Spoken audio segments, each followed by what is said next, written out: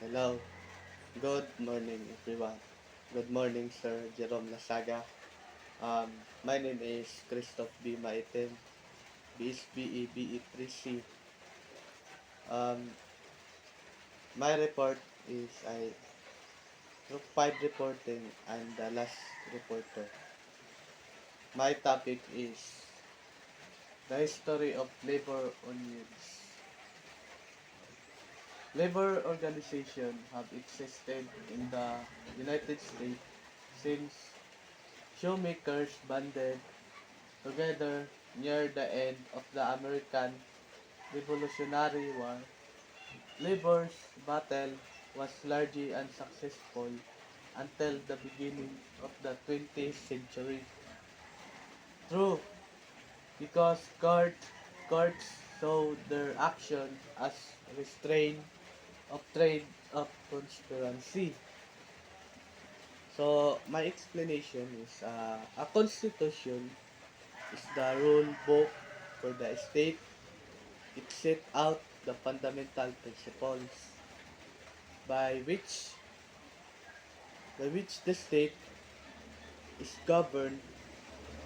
It describes the main institution of the state and defines the relationship between these institutions.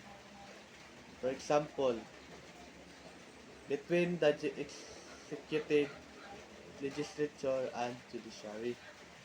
So, the next is where unions go home from here.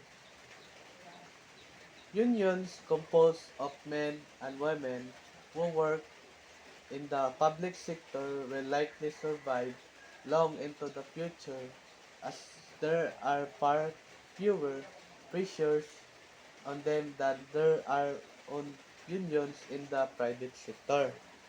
So for my explanation is the image show a handwritten note on a piece of paper. So, the note suggests the unions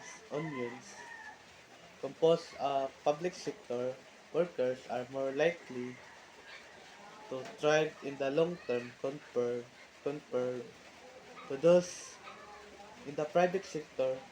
This is attributed to the belief of public sector union face fewer pressure than their